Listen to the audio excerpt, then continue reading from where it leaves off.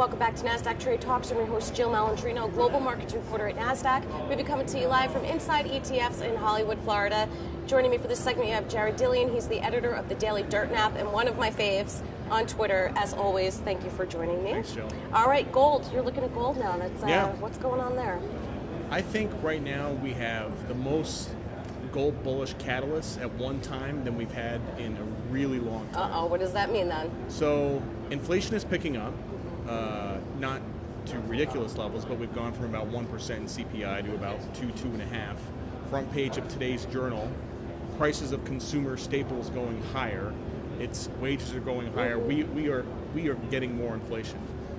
We're seeing on the political side, we're seeing talk about MMT, modern monetary theory. We're seeing talk about wealth taxes. What is that modern? Modern monetary theory is when the central bank, the Fed, prints money to pay for government expenses.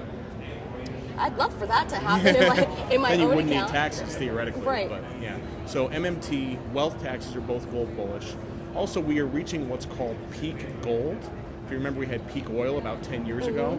Discoveries of gold are disappearing. We're getting none, no new mines.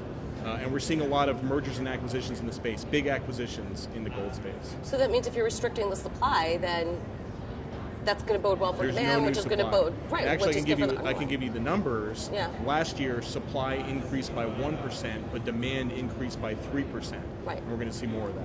So let's go back to that MMT and increasing the wealth tax. It seems as if that we've.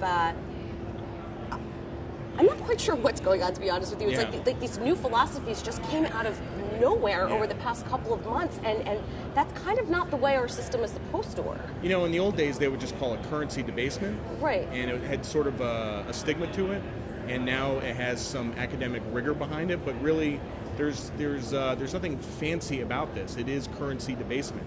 When the Fed prints money to pay for government expenses, I mean, the dollar is a confidence game. If people see this, if people see unlimited amounts of dollars being generated in the economy, they will lose confidence in the dollar. It's the most gold bullish thing that I can think of.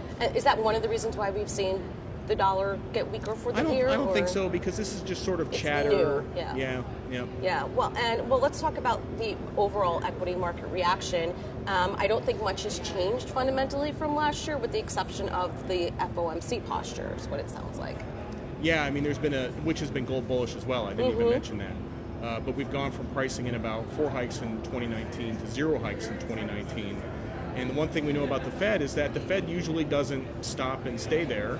It usually stops and starts cutting. So I don't know what's coming in the economic data, but historically that has been the pattern. That doesn't sound healthy for the way the economy is right now, though. It should, in fact, be doing the opposite to curb inflation, correct? Yeah, I mean, if you look at where 2-year notes are trading, I mean, they got close to 3%, and now they're trading in the 240s. You know, when Fed funds are over 2-year notes, it's usually a pretty big indicator that something is wrong. Right. So for your outlook for the remainder of the year, 2019, whether it's equities or gold, do you expect the volatility, if you will, that we saw in Q4?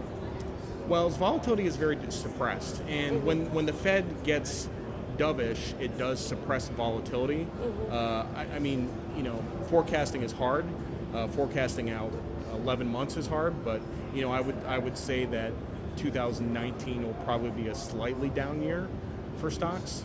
Do you think there's some confusion with, okay, markets are supposed to go up and down. What we saw in 2017 is not normal. Do you think volatility and markets functioning by going up and down, those terms are confused, or they're intermingled? I think a certain amount of volatility is healthy. Right. What we saw in 2017 was extreme suppression of volatility, and it turned into a speculative trade. I think we talked about this in one of our interviews. We certainly have. About how people were systemically shorting volatility. Yep. That has come to an end. Which, by the way, is a year anniversary since the short vol blow up last year. But that is you know, mercifully come to an end. And I think people's positioning on volatility is pretty neutral right now, but a little bit of volatility is healthy. All right, Jared, thank you so much, as always, for joining me. Thanks. And thank you for joining me throughout the day from Inside ETFs. I'm Jill Malandrino, Global Markets Reporter at Nasdaq.